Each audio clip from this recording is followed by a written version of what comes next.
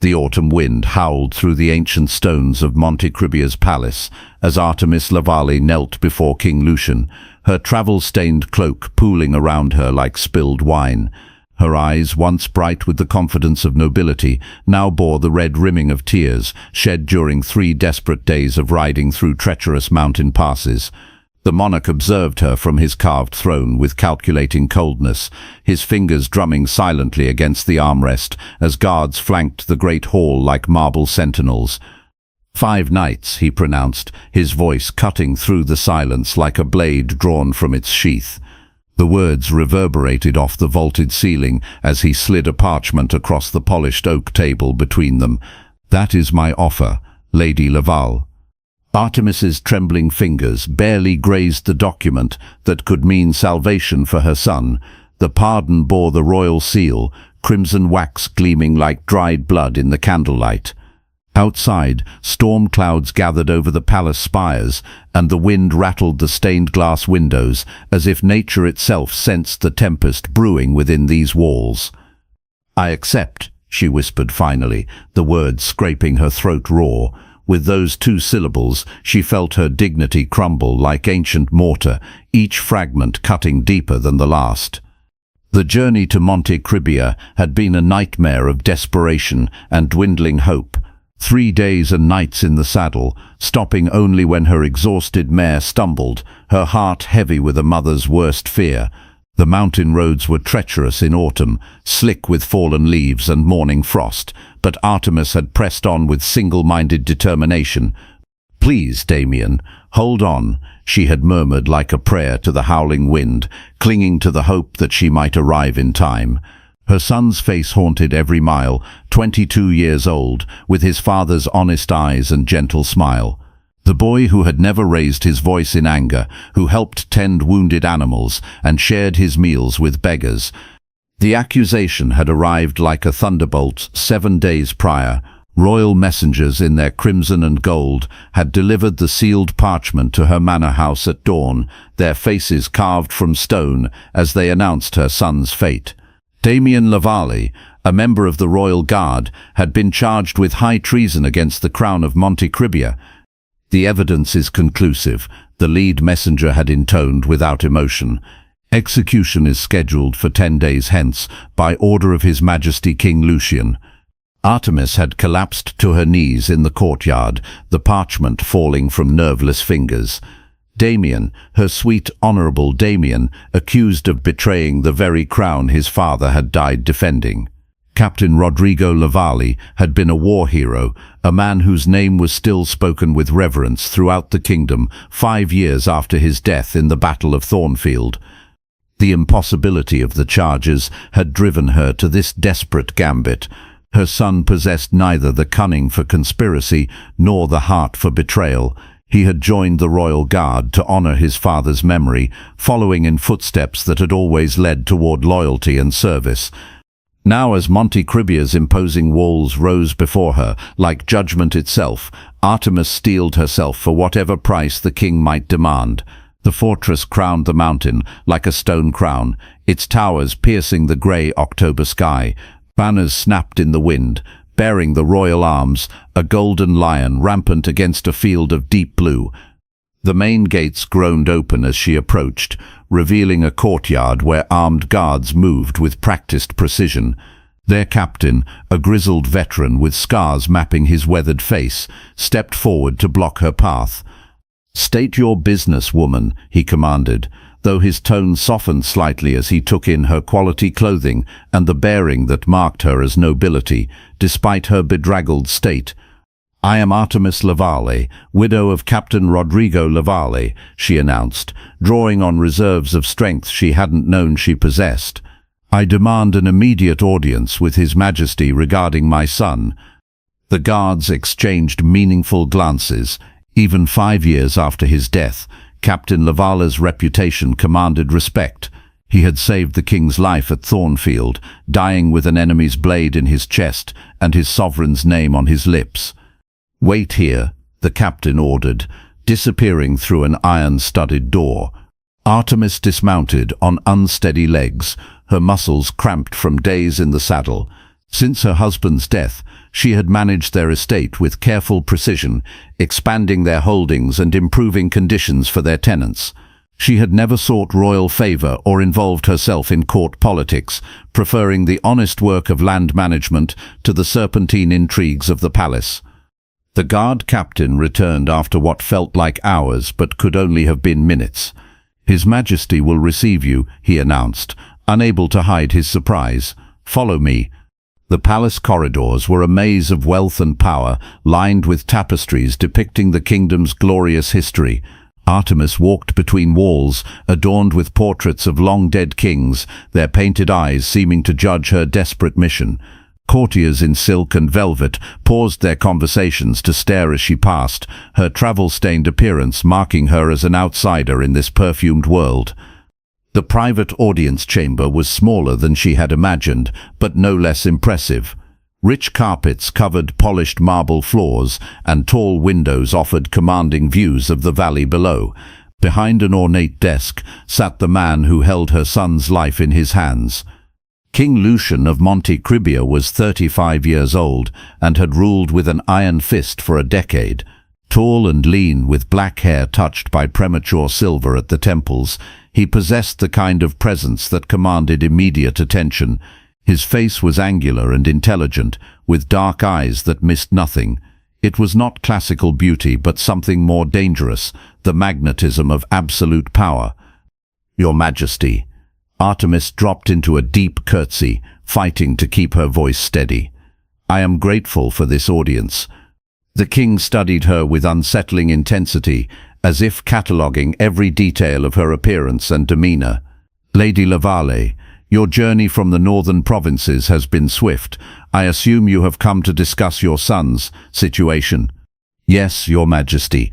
Damien is innocent. He would never betray the crown his father died defending." Lucian rose from his chair with fluid grace, moving to the window that overlooked the kingdom spread below. The dying light of afternoon cast his profile in sharp relief. "The evidence suggests otherwise, my lady. Compromising documents were discovered in his possession, detailed plans for an assassination attempt on my person." "There must be some mistake," Artemis insisted, stepping forward and forgetting protocol in her desperation. "My son worships his father's memory. That loyalty runs through his very blood." The king turned back to face her, and she caught a glimpse of something unexpected in his expression, not cruelty, but weariness. "Loyalty is indeed a rare commodity in these times, Lady Laval.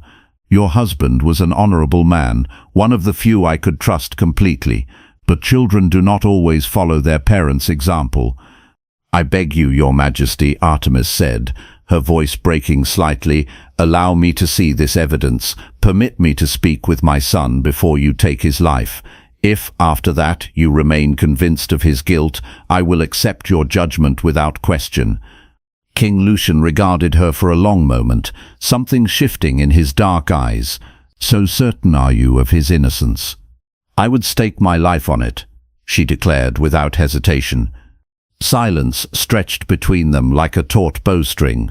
Finally, the king moved to his desk and withdrew a scroll from a locked drawer. "This is the evidence," he said, extending the document toward her. "A letter addressed to the Duke of Volturna, detailing weaknesses in the royal guard and my daily movements." Artemis accepted the parchment with trembling hands, studying the writing with the careful eye of a mother who had taught her child to form letters. The script resembled Damien's hand, but something was subtly wrong, the slant of certain letters, the formation of specific words. "This is not my son's writing," she said firmly, looking up to meet the king's gaze. "It resembles his hand, yes, but I have known his penmanship since childhood. Someone has attempted to forge it." Lucian's eyes narrowed dangerously. "That is a grave accusation you level, my lady." "No more grave than condemning an innocent man to death," she replied, surprising herself with her boldness. "I implore you, Your Majesty, give me the opportunity to prove that my son has been made a pawn in someone else's game." The king studied her for what felt like an eternity, weighing not just her words, but also her character, her desperation, and her unwavering certainty. When he finally spoke, there was something predatory in his smile. "Perhaps there is a way," he said slowly, "but the price will be steep indeed. Are you prepared to pay it, Lady Lavali?" Artemis felt her breath catch, sensing the trap closing around her, even as hope flickered to life. "I will do whatever is necessary to save my son." King Lucian moved with the calculated precision of a chess master, each gesture deliberate and meaningful. This was how he had kept Montecribia prosperous while neighboring kingdoms fell to war and famine, through careful strategy and ruthless pragmatism. "Your son is not the true target of this conspiracy," he revealed, approaching an ornate cabinet and retrieving another document. "He is merely a convenient scapegoat, chosen to deflect attention from the real traitor." He spread a second scroll across the desk, and Artemis leaned forward to examine it. This letter bore the seal and signature of Duke Giancarlo Montessori, the king's own cousin and chief advisor. "Duke Giancarlo has been orchestrating a rebellion for months," Lucian explained, his voice heavy with betrayal. "Your son's supposed treachery was designed to provide a distraction while the Duke consolidated his power. The forged letter was his handiwork." "Then why not simply arrest the Duke?" Artemis asked, confusion clouding her features. "Politics," the king replied bitterly. "Giancarlo commands significant loyalty among the nobility and maintains alliances with foreign powers. Moving against him without irrefutable proof would trigger a civil war that could destroy the kingdom." Understanding began to dawn in Artemis's mind. "And my son's execution is part of your strategy to unmask him." Lucian nodded grimly. "The Duke believes his plan has succeeded, that I have fallen for his deception completely. This confidence will make him careless, giving me the opening I need to gather the evidence required for his arrest."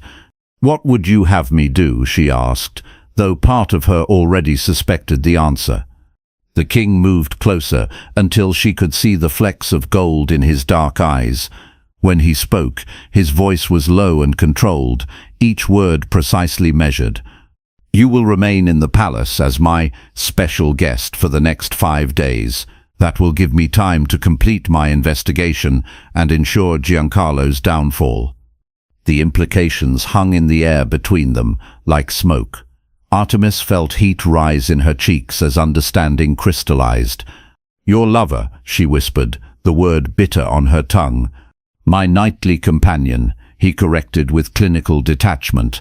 "5 nights in exchange for your son's life and the exposure of a traitor.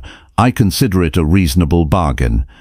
Artemis recoiled as if he had struck her, revulsion and desperation warring in her chest. "You ask me to prostitute myself to save my child?" "I offer you a transaction," Lucian replied impassively.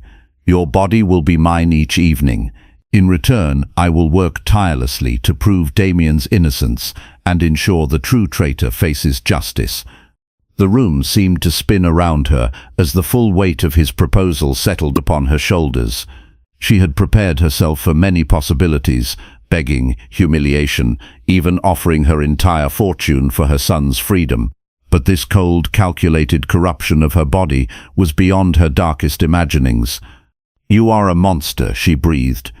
"I am a king," Lucian corrected without emotion, "and you are a desperate mother. We both understand you will accept my terms." The terrible truth was that he was right. For Damien, for her beloved son who faced death for crimes he had never committed, Artemis would endure any degradation, pay any price. "How do I know you will honor our agreement?" she asked, grasping for some thread of security in this web of corruption. The king returned to his desk and quickly penned an official document, affixing his royal seal with practiced efficiency. "A conditional pardon," he explained, extending the parchment toward her. "Effective in 5 days' time, contingent upon your cooperation." Artemis accepted the document with hands that shook like autumn leaves. The pardon was genuine, bearing all the proper seals and signatures that could spare her son's life. And if I refuse, then the execution proceeds as scheduled, Lucian replied with chilling simplicity, and you will have squandered your son's only chance for salvation. Artemis closed her eyes, drawing strength from memories of Damien's laughter, his gentle nature, and his unwavering love. She thought of him sitting alone in a cold cell, unaware that his mother was bartering her soul for his freedom. I accept, she said, each word feeling like a nail driven into her own coffin. The king nodded in satisfaction, as if he had never doubted her capitulation. A wise decision. A servant will escort you to your chambers. Rest well. I will visit you when night falls. As Artemis moved toward the door, Lucian's voice stopped her. One final stipulation, Lady Lavalle. No one must learn of our arrangement. To the court, you are simply a grieving mother, whom I have housed out of respect for your late husband's service. She turned back to face him, mustering the last remnants of her dignity. Compassion? You speak of compassion while demanding the most intimate violation. The king's smile was cold as winter moonlight. Perhaps you will discover that I am more complex than you imagine, Lady Laval. These 5 nights may surprise us both. The chambers assigned to Artemis were luxurious beyond anything she had known, even during her marriage to Captain Laval. Silk tapestries adorned the walls, depicting pastoral scenes that mocked her current situation. A fire crackled warmly in an ornate hearth, and tall windows offered views of the palace gardens where peacocks strutted among carefully manicured hedges. Palace servants had drawn a hot bath and laid out a gown of white silk, so fine it seemed woven from moonbeams. As Artemis lowered herself into the scented water, she tried to prepare mentally for what lay ahead. 5 nights. She could endure 5 nights of degradation if it meant Damien's freedom. The first night arrived with inevitable finality.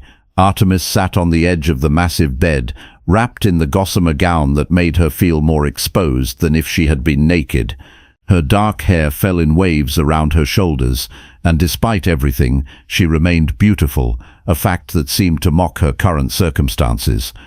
King Lucian entered without ceremony, wearing a black velvet robe that emphasized his pale complexion. He moved to a side table and poured himself wine from an ornate flagon, drinking silently as if she were merely another piece of furniture. "Would you care for some wine?" he asked finally, his tone as neutral as if they were discussing the weather. "No, Your Majesty," Artemis replied, her throat dry despite her refusal. Lucian nodded and finished his drink methodically. Then, with deliberate movements, he extinguished all the candles save one, leaving the room bathed in intimate shadows. He approached the bed and let his robe fall to the floor. "Remove your gown," he commanded in that same neutral tone. Artemis obeyed with mechanical precision, letting the silk whisper to the floor like a dying breath. What followed was clinical and joyless, a transaction rather than an act of intimacy. The king took what he had purchased with neither tenderness nor cruelty, simply claiming what their agreement entitled him to possess. When it was over, he rose immediately, dressed with efficient movements, and walked toward the door without a backward glance. "Tomorrow night, same time," he said before departing, leaving Artemis alone with her shame and the lingering scent of lavender from the bedsheets. She remained motionless for a long time after his departure, tears streaming down her cheeks as the magnitude of her situation fully registered. It wasn't the physical act itself that wounded her most deeply, but the complete dehumanization, the reduction of her entire being to a commodity in a political transaction. Yet as she pulled the silk sheets around her trembling form, Artemis reminded herself of why she endured this degradation. Somewhere within these palace walls, Damien waited in ignorance of his mother's sacrifice. 4 more nights. She could survive 4 more nights. The second evening brought subtle changes that Artemis noticed immediately. When King Lucian arrived, exhaustion lined his features like battle scars. His usual controlled composure showed hairline cracks, and his movements carried the weight of burdens that even absolute power could not lift. "Has there been progress with the investigation?" she dared to ask as he performed his ritual of pouring wine. Lucian paused, the goblet halfway to his lips, as if surprised to hear her voice. For a moment, he seemed to remember that she was capable of speech, that she possessed thoughts and concerns beyond their sordid arrangement. "Some," he answered tersely, but something in his tone suggested the progress came at considerable cost. "The Duke has grown suspicious. He has doubled his personal guard and limited his communications." That night, when Lucian came to her bed, Artemis sensed a difference in his approach.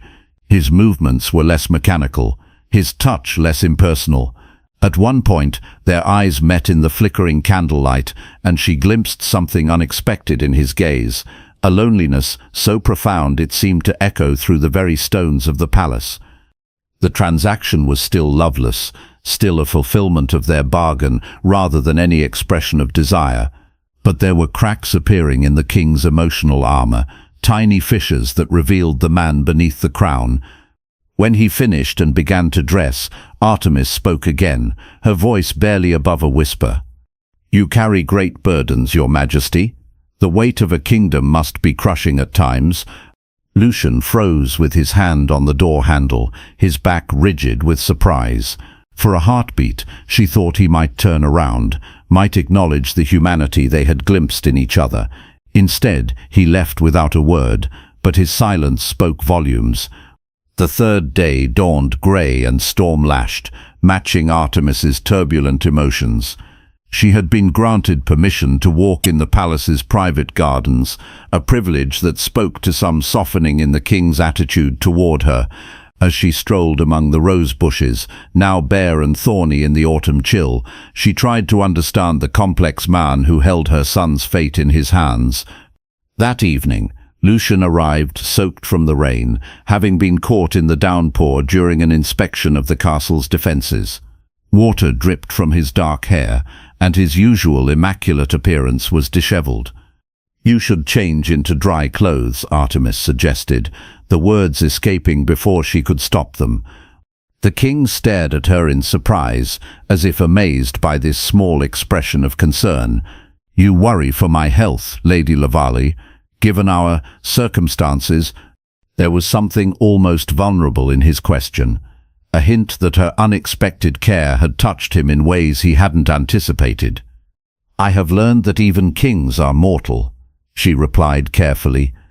Lucian changed behind a screen, and when he emerged, instead of immediately proceeding with their arrangement, he sat by the fire and stared into the dancing flames. "Your son fares well," he said suddenly, breaking the comfortable silence. "I have ordered improvements to his conditions, better food, clean bedding, and a private cell away from common criminals." Gratitude swelled in Artemis's chest, bringing tears to her eyes. "Thank you, Your Majesty." "Do not thank me," he replied with some harshness. "It is merely part of our agreement." But they both knew that was untrue. Nothing in their bargain had specified better treatment for Damien before his eventual release. This was an act of unexpected mercy, a gesture that revealed the king's capacity for compassion even within their corrupt arrangement. That night, when Lucian finally came to her bed, everything had changed. His hands were no longer cold instruments of possession, but searching, exploring, as if seeking to understand, rather than simply to take. For the first time he kissed her, tentatively, almost shyly, as if asking permission for this intimacy that went beyond their contract. Afterward, instead of his usual immediate departure, he remained beside her, both of them staring at the ceiling as shadows danced across the ornate moulding. "This palace holds too many secrets," he murmured, his voice barely audible above the crackling fire. "Sometimes I feel as though its walls are closing in, suffocating me with the weight of duty and deception." Artemis didn't respond immediately, but she felt something fundamental shifting within her chest. The monster of their first night was revealing glimpses of his humanity, and that transformation was more dangerous than any physical violation. It was easier to hate a tyrant than to understand a complex man trapped by the demands of absolute power. The fourth day brought unexpected gifts. Artemis awoke to find a leather-bound volume of poetry on the table beside her bed, its pages worn smooth by countless readings. Inside the cover, written in elegant script, was a simple note, "For the empty hours." The gesture puzzled and moved her in equal measure. This was not the action of a heartless despot, but of a man who recognized her intelligence and sought to ease her captivity in whatever small way he could manage. Later, as she walked through the gardens with her guard escort, Artemis encountered the king meeting with his advisors near a marble fountain. Upon seeing her, he dismissed the men with a gesture and approached alone. "Lady Lavali," he greeted formally, though his eyes held warmth that hadn't been there during their first encounter. "I trust you find the gardens pleasant?" "Very much so, Your Majesty. I am grateful for your consideration." Lucian nodded, and for a moment seemed uncertain how to proceed. Their interactions during daylight hours required different protocols than their evening arrangements, and both struggled with the complexity of their relationship. "I have news," he said finally. "We are close to obtaining definitive evidence against Duke Giancarlo. One of his servants has agreed to testify in exchange for protection and gold." "That is welcome news indeed," Artemis replied, though she felt a strange pang at the thought of their arrangement ending. Might I be permitted to see Damien, even briefly?" The request seemed to surprise the king. "It would be risky. The Duke has informants throughout the palace. If he suspects I am investigating the case more thoroughly than appearances suggest—" "I understand," she conceded, hiding her disappointment. Lucian studied her face carefully, noting the sadness she tried to conceal. However, a brief visit could perhaps be arranged tomorrow, with proper precautions, of course. The gratitude that flooded through Artemis was so intense it left her momentarily dizzy. "Thank you, Your Majesty. Your kindness means more than you can know." "Why, Lucian," he said suddenly, the name dropping between them like a stone into still water. "When we are alone, you may call me Lucian." Before she could respond to this unprecedented breach of protocol, the king bowed formally and strode away down the garden path, leaving Artemis staring after him with a racing heart and a growing confusion about her own feelings. The fourth night arrived with Artemis in a state of emotional turmoil. The man she had initially reviled as a monster was revealing layers of complexity that challenged her every assumption. When Lucian entered carrying 2 goblets of wine, she accepted one without hesitation. "I thought we might talk before fulfilling our agreement," he said, settling into a chair near the fire. As they sipped the rich vintage, Lucian began to reveal the true scope of Duke Giancarlo's treachery. The conspiracy reached far beyond Damien's false charges, encompassing years of systematic manipulation and the elimination of potential rivals. "Your husband," Lucian said quietly, his eyes fixed on the flames. "I have reason to believe his death was not the random tragedy it appeared to be."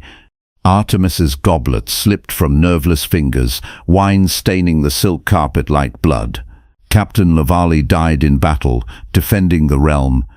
A battle where crucial intelligence was deliberately withheld, where reinforcements were delayed by orders that passed through Giancarlo's hands, Lucian explained gently. "Your husband was utterly loyal to me, which made him an obstacle to certain ambitions." The revelation struck Artemis like a physical blow. Rodrigo's death, which she had mourned as a noble sacrifice, might have been calculated murder. The Duke had not only targeted her son, but had potentially orchestrated her husband's demise years earlier. "Why tell me this now?" she whispered through tears she couldn't control. Lucian rose and moved to the window, his silhouette stark against the star-filled night. "Because you deserve the truth, and because I have carried these suspicions alone for too long.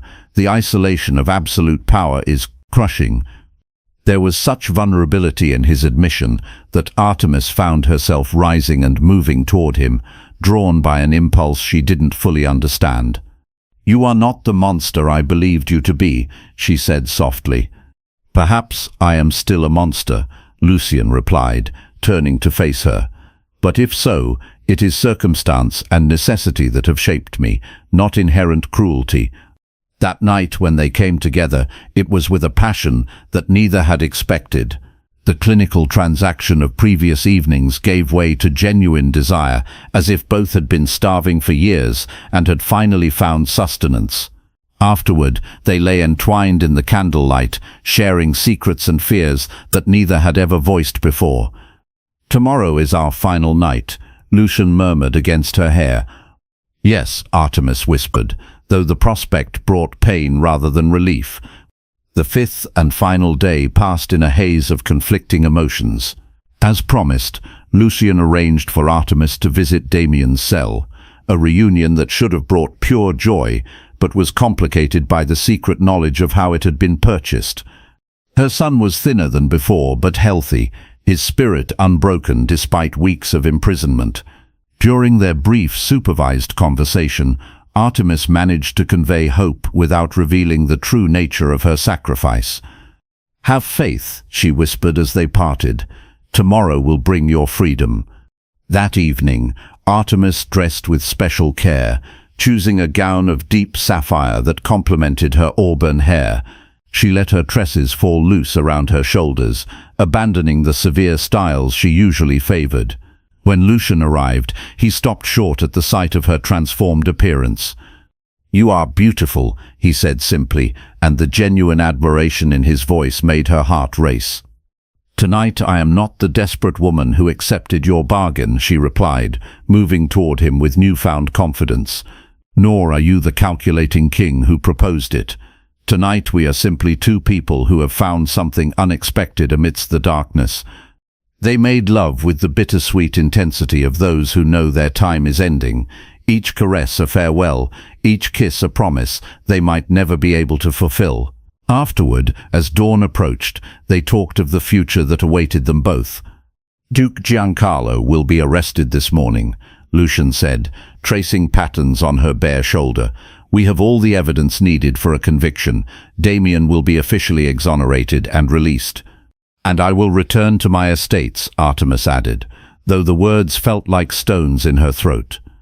Lucian propped himself up on an elbow, studying her face in the grey pre-dawn light. "Is that truly what you wish? The question hung between them, heavy with possibility and pain. Artemis understood what he was really asking, the impossible dream he was offering to share. "What alternative could there be?" she asked, though her heart was racing. "I am a provincial widow, and you are a king. The court would never accept such a match." "I have spent my entire life doing what others expected," Lucian replied with quiet intensity. "Perhaps it is time I chose my own path, regardless of convention." "And what path would that be?" "One that leads to you," he answered without hesitation. "Your strength, your integrity, the way you see past the crown to the man beneath it.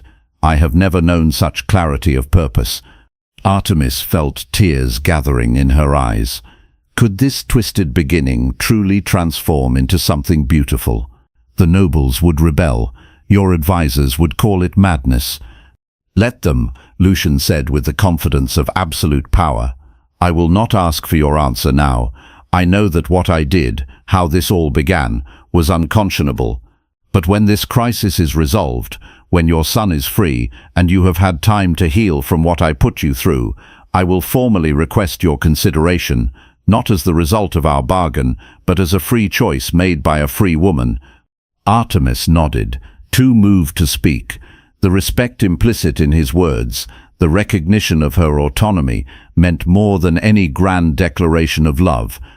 They held each other as the sun rose over Monte Cribia, both understanding that everything would change with the dawn. When Lucian finally dressed to leave, he paused at the door for one final moment. "Whatever you ultimately decide," he said softly, "these nights have changed something fundamental within me. For that transformation, I will be eternally grateful." The arrest of Duke Giancarlo sent shockwaves through the court. Royal guards stormed his chambers at dawn, discovering not only evidence of the conspiracy against King Lucian, but also proof of years of corruption, extortion, and secret murders. The Duke's network of treachery ran deeper than anyone had imagined, touching every level of the kingdom's hierarchy. Damien's release came swiftly after the Duke's arrest. Artemis waited in the main courtyard, her heart pounding as she watched her son emerge from the palace dungeons. He was pale but walked with dignity intact, his faith in justice ultimately vindicated. Their embrace needed no words, containing all the love and relief that couldn't be expressed in mere language. Throughout the emotional reunion, Artemis was acutely aware that King Lucian was not present. Affairs of state demanded his attention as the kingdom reeled from the revelations of Giancarlo's betrayal, but she had hoped for one final glimpse of the man who had become so much more than her captor. When she returned to her chambers to gather her belongings, Artemis found a small wooden chest and a sealed letter waiting on her bed. The letter bore no royal insignia, only red wax impressed with a simple seal. With trembling fingers, she broke the seal and unfolded the parchment. Artemis, by the time you read these words, you will be free of our arrangement, and your son will be officially cleared of all charges. He may return to his duties in the royal guard if he chooses, or accompany you to your estates with full honors restored to your family name. The chest contains compensation for your time in the palace. This is not payment for services rendered, but restitution for the days I stole from your life through my unconscionable demand. I will not ask you to forget how this began. I do not deserve such mercy. But I hope you will remember that what grew between us was real, regardless of its twisted origins. Matters of state compel me to marry Princess Isabella of Valterna within the year. The alliance is crucial for maintaining peace with our eastern neighbors, especially now that Giancarlo's treachery has weakened our position with other noble houses. Therefore, the path I wish to offer you is closed before it could truly open. Live well, Artemis Lavali. Know that you leave behind a better man than the one you first encountered in this palace. The lessons you taught me about strength, dignity, and the true meaning of sacrifice will guide me through the dark days ahead. Forever in your debt. Artemis read the letter 3 times, memorizing every word before holding it to a candle flame. As she watched the parchment turn to ash, she felt a chapter of her life closing with painful finality. The chest contained more gold than she had ever seen, enough to secure not only her future and Damien's, but also to transform their estates and provide for generations to come. It was a fortune that spoke of genuine remorse and respect, not the casual payment of a transaction completed. She closed the chest without touching the coins and gave it to Damien when they departed that afternoon. "What is this, mother?" her son asked, startled by the weight of the treasure. "Our future," she replied simply, "and the price of hard-learned wisdom." The months that followed brought remarkable changes to Montecrebia.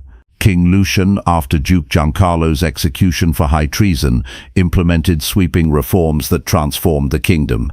Taxes on common folk were reduced, corrupt officials were purged from government, and new laws protected the rights of those without noble birth. "The king seems like a different man," people whispered in marketplaces and taverns, as if something has awakened his conscience. Artemis followed these developments from her distant estates, where she worked alongside Damien to improve conditions for their tenants and expand their holdings. She tried not to think too often of Lucian, though sometimes on lonely evenings she would remember his voice, his unexpected gentleness, and the vulnerability he had shown only to her. 3 years later, royal duties brought King Lucian on a tour of the northern provinces, including the Lavalans. It was an official visit, part of a larger progress through the realm, but everyone understood that the monarch had personally insisted on this particular stop. Artemis received him with all proper ceremony, flanked by Queen Isabella, a gracious and intelligent woman who seemed to respect her husband even if she did not love him. The royal entourage brought color and pageantry to the simple manor house, transforming the familiar surroundings into something magical and strange. During the formal dinner, Artemis's and Lucian's eyes met briefly across the candlelit table. In that instant of connection, she saw acknowledgement, acceptance, and a grief that time had softened but never fully healed. No words were exchanged beyond the requirements of protocol, but that silent communication contained everything that needed to be said. When the royal party departed the next morning, Damien found his mother standing on the hill that overlooked their flourishing lands. The young man had grown into his father's strength and his mother's wisdom, becoming a leader their people trusted and respected.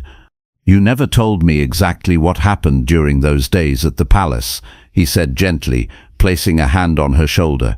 "But I want you to know that whatever sacrifice you made for my freedom, I honor it every day by striving to be worthy of such love." Artemis covered her son's hand with her own, gazing out at the golden fields that stretched toward the horizon. "It was not a sacrifice in the end," she said with quiet satisfaction. "It was an exchange. I gave something precious, but I received something equally valuable in return." "What did you receive, Mother?" "Power. What did you receive, Mother?" She considered the question carefully, thinking of all she had learned about power, mercy, the complex nature of human hearts, and the possibility of redemption even in the darkest circumstances. "Understanding," she finally answered, "about the true meaning of strength, and how sometimes the greatest freedom comes from the most difficult choices." At Monte Cribia, that same evening, King Lucian stood alone on his private balcony, gazing at the stars that had witnessed both his greatest shame and his most profound transformation. In his hands, he held the same volume of poetry he had once given to Artemis, opened to a verse about love that blooms in impossible soil but leaves seeds that flower in unexpected places. Neither spoke of their brief transformative connection to another soul, but both carried its memory like a secret treasure, separated by duty and circumstance, but united by shared understanding. Two hearts had found their peace on different paths that had once, for 5 nights that changed everything, intertwined beneath the ancient stones of Monte Cribia. The kingdom prospered under Lucian's enlightened rule, and the Lavali estates became known throughout the realm for their prosperity and the fairness of their governance. History would remember King Lucian as a wise and just ruler, though it would never record the source of his transformation. Some lessons, some loves, and some sacrifices are too profound and personal for the pages of official chronicles.